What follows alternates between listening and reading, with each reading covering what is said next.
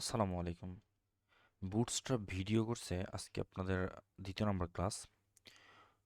গত ভিডিওতে আমরা বুটস্ট্র্যাপ কি এবং কিভাবে কাজ করে এই বিষয়গুলো নিয়ে কথা বলেছি।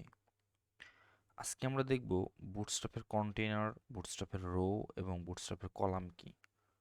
তো এটা দেখার আগে অবশ্যই আমাদের জানা উচিত যে বুটস্ট্র্যাপের রোটা কি বা রো কেমন, বুটস্ট্র্যাপের কলাম কি এবং কন্টেইনারটা কি। এই বিষয়গুলো নিয়ে আমাদের অবশ্যই জানা দরকার।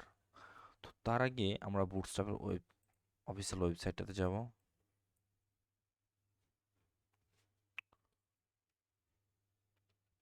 বুটস্ট্র্যাপ, আপনারা জানেন বুটস্ট্র্যাপের এখন 5.2 ভার্সনটা চলতেছে।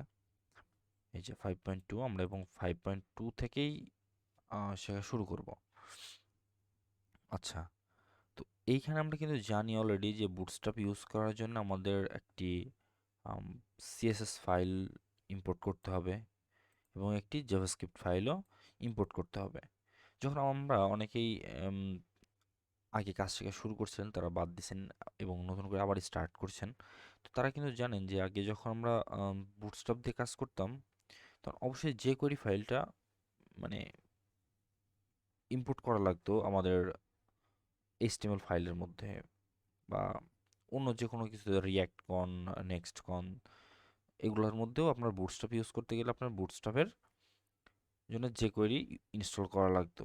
আচ্ছা, এখন আমাদের বুটস্ট্র্যাপের জন্য আর কোনো jQuery ফাইল ইউজ করতে হয় না। আমাদের বুটস্ট্র্যাপের সাথে এখন ওরা বুটস্ট্র্যাপ দেখছে যে যেহেতু next JS, react JS, view JS এগুলো চলে আসছে, এগুলোর মধ্যে তো আর jQuery কোড কাজ করবে না। তার জন্য তারা বুটস্ট্র্যাপের আলাদা প্যাকেজই বানায় ফেলছে, দেখেন এখানে। এবং সাইট, যদিও jQuery সাইট হয়, jQuery সাইটেও দেখা যায় অনেক সময় jQuery ইউজ নাও করতে পারে, শুধু জাভাস্ক্রিপ্ট দিয়ে কাজ করবে।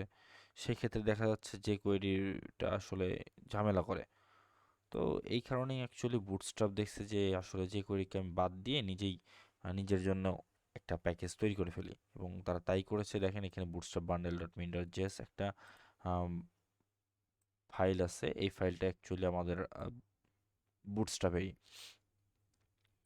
আর ফ্রন্ট এন্ড ডেভেলপমেন্টের ক্ষেত্রে আপনার বুটস্ট্র্যাপের মানে বুটস্ট্র্যাপ না বললেই নয় এরকম। বুটস্ট্র্যাপ ছাড়া অ্যাকচুয়ালি ফ্রন্ট এন্ড ডেভেলপমেন্ট বলা চলে ইম্পসিবল। যদিও এখন নতুন টেলউইন্ড আসছে, তো টেলউইন্ডটার কিছু ভালো দিক এবং কিছু খারাপ দিক actually সবারই থাকে। সেক্ষেত্রে টেলউইন্ডেরটাও আমার কাছে একটু কেমন যেন মনে হয়েছে। নেক্সট আমরা হয়তো কখনো টেলউইন্ডের কোর্স নিয়ে আসবো, তখন আপনারা দেখতে পাবেন। তো আমার টেলউইন্ডটা হচ্ছে একটু বেশি কাস্টমাইজ ফ্রেন্ডলি। বুটস্ট্র্যাপটা কাস্টমাইজ ফ্রেন্ডলি প্লাস বুটস্ট্র্যাপের স্ট্রাকচারটা বেশি সুন্দর। এখানে দেখা যাচ্ছে একটি ক্লাস লিখছেন, যেমন কোলএমডি 3 লিখছেন বা কোলএমডি 4 লিখছেন, ওটা এমডিতে গেলে কি হবে, এলজিতে গেলে কি হবে, ওইটা অটোমেটিক্যালি সে করতে থাকবে। আর আপনার টেলউইন্ডের ক্ষেত্রে হচ্ছে আপনার এরকম প্রত্যেকটা কি স্ক্রিন সাইজকে বলে দিতে হবে আপনি, যে এমডিতে কত কেমন দেখাবেন, এলজিতে কেমন দেখাবেন, তারপরে এসএমএ কেমন দেখাবেন। তো এই জিনিসগুলা আমার কাছে একটু বেশি প্যারাময় মনে হয়েছে। অনেকগুলো ক্লাস আপনার মাথার ভেতরে রাখতে হবে। তো ওইটার থেকে আমার কাছে বুটস্ট্র্যাপটাই ভালো লাগছে। আশা করব আপনারাও ইউজ করতে করতে বুঝতে পারবেন। আচ্ছা, আজকে আমরা হচ্ছে এগুলো ওভারভিউ, জাভাস্ক্রিপ্ট ব্রাউজার, এগুলো ভার্চুয়াল, এগুলো এলটিআর, আরএফএস, আরটিএল, এগুলো অ্যাকচুয়ালি তেমন কিছুই না। আপনারা তারপরে চাইলে এগুলো দেখতে পারেন। Overview, Sass, optimize, option, colour, components, এগুলো নিয়ে এখানে বলা হয়েছে। তো এইগুলো অ্যাকচুয়ালি তেমন কোনো কাজের কিছু না। এই যে দেখেন অপটিমাইজের ক্ষেত্রে এটা। তো অ্যাকচুয়ালি আমাদের শুরু করবো লেআউটস থেকে এখানে ব্রেক পয়েন্ট দেখেন। ব্রেক পয়েন্ট নিয়ে কিন্তু আমরা এর আগের ভিডিওতে দেখিয়েছিলাম যে ব্রেক পয়েন্ট হচ্ছে এসএম, মানে এটা হচ্ছে এক্সট্রা স্মল, এর থেকে ছোট আর কোনো স্ক্রিন সাইজ বুটস্ট্র্যাপে নাই। স্ক্রিন সাইজ কত? 576 পিক্সেল। এটা হচ্ছে এসএম। আপনি কোন, যেমন মনে করেন যদি আমরা নেক্সট নেক্সট ক্লাস থেকে আমরা প্রজেক্ট ওয়াইজ কাজ করব, কোনো একটা ডিজাইন করব, তো সেই ক্ষেত্রে আমরা আপাতত জাস্ট আজকে দেখবো স্ক্রিন সাইজ কি এবং কন্টেনার কি, তো সেটা দেখে নিই আগে। আচ্ছা, স্মল দেখেন, স্মল হচ্ছে এস এম কে বলা হয় স্মল। আচ্ছা, এমডি থেকে বলা হয় কি, এমডি তো হচ্ছে মিডিয়াম স্ক্রিন সাইজ, সেটা হচ্ছে 768 পিক্সেল। এলজিটা কি? আচ্ছা, এলজি মিনস লার্জ, 992 পিক্সেল। এবং এক্সট্রা মানে XL 1200 pixel, extra XL, extra মানে ডবল এক্সেল 1400 পিক্সেল। আচ্ছা, এখন কথা হচ্ছে double XL, extra XL, MD যাই থাকুক, এটা হচ্ছে আপনার স্ক্রিন সাইজকে, ঠিক আছে, এটা আপনার স্ক্রিন সাইজকে কাস্টমাইজ করা। এটা আমার কাছে খুবই মানে ভালো লাগছে এই জিনিসটা, কিন্তু আপনার আপনার ইউজ করার জন্য খুবই মজা পাবেন। যে জাস্ট কোল এমডি লিখে দিলাম, এখানে দেখেন যে মিডিয়া কোয়েরি দিয়ে অলরেডি তারা কীভাবে এটাকে ব্রেক করছে সেই জিনিসটা বোঝাইছে।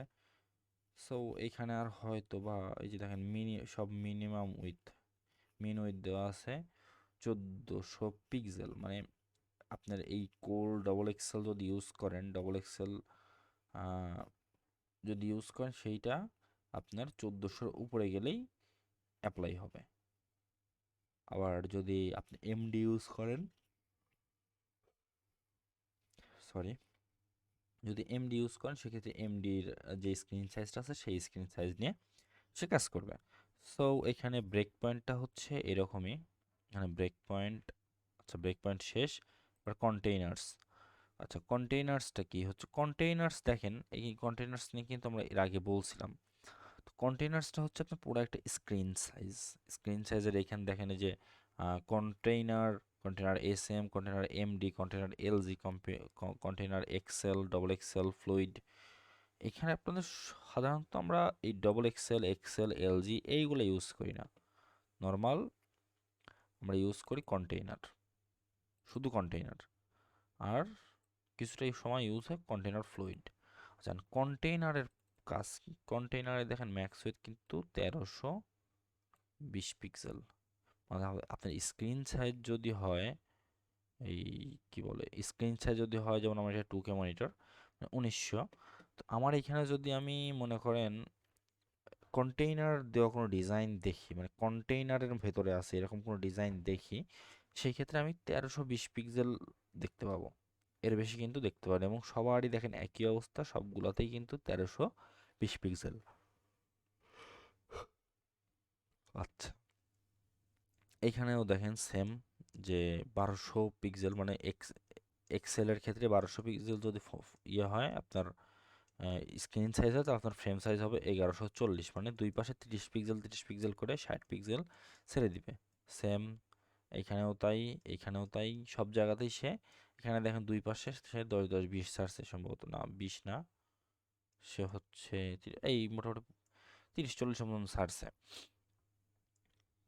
36 ছাড়ছে। তো এখানে অ্যাকচুয়ালি এইটা এভাবে কাজ করে।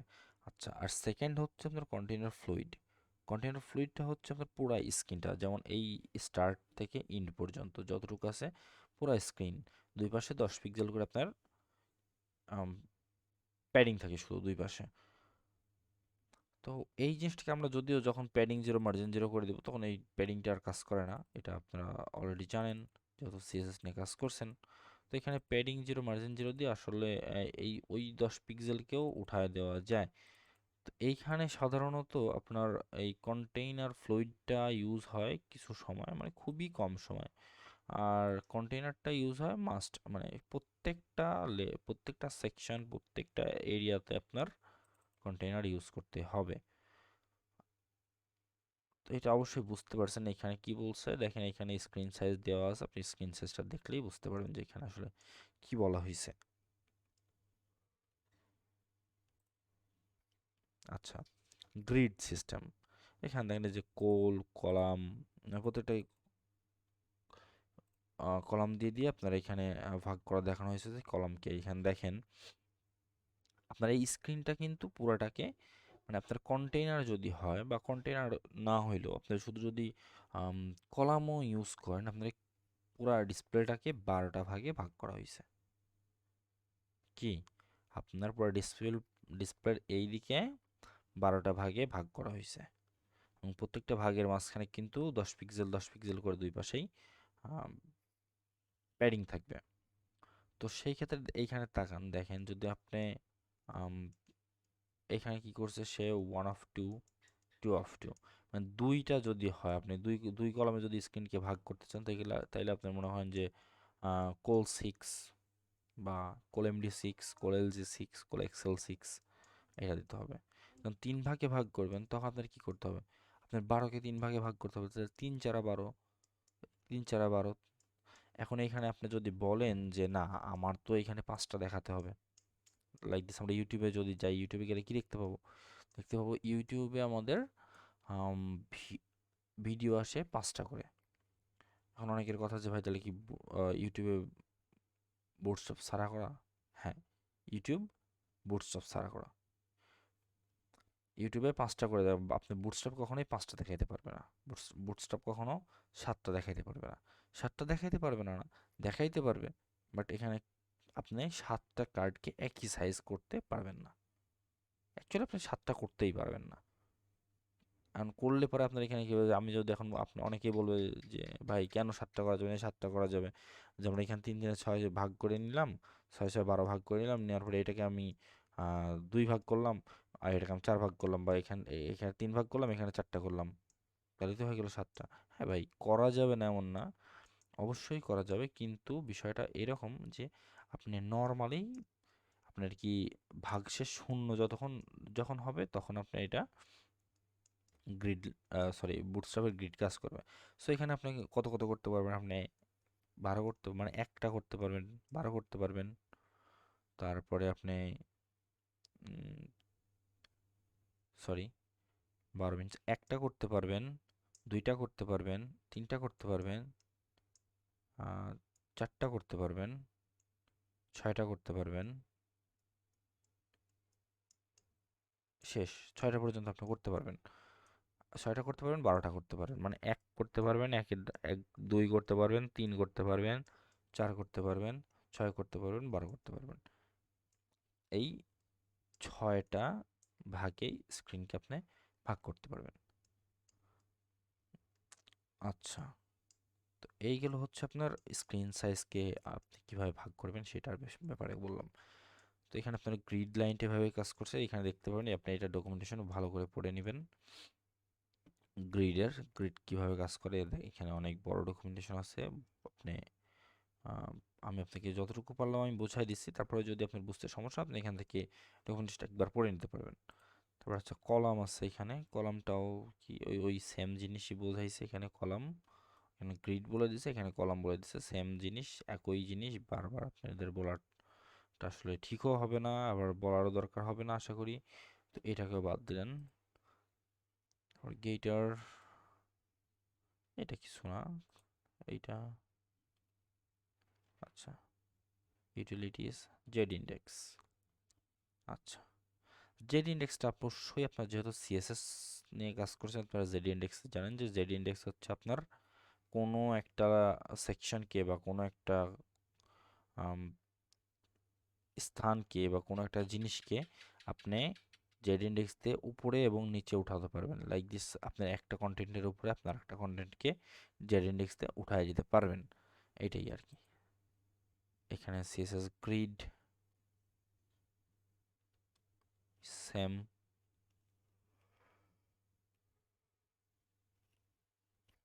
দেখেন এখানে সিএসএস গ্রিড বোঝাইছে, এখানে 4টা করে দেখাইছে যে কোল 4, 3 4 12, কোল এখানে কোল 6, জি কোল 6, জি কোল MD4। এইগুলো অ্যাকচুয়ালি আপনি কাজ করতে গেলে এমনিতেই আপনার মুখস্থ হয়ে যাবে। এখানে দেখেন 12টা করছে, এখানে এক এক করে 12টা ভাগ করা আছে, এখানে 6 এবং তার সাথে 2 4 6 6 6 12 করা আছে। ওই যেটা আমি বলছিলাম সেম, ওই একই কাজই আপনাদের দেখানো হয়েছে। তো আশা করি বুঝতে পারছেন। আগামী ক্লাসে আমরা robots, typography, image, table, figure এগুলো নিয়ে কথা বলবো, এবং সামনের ক্লাস থেকে আমরা ইনশাল্লাহ ডিজাইনের দিকে মুভ করব এবং ডিজাইন দিয়ে দেখব। সবাইকে অসংখ্য ধন্যবাদ। আল্লাহ হাফিজ।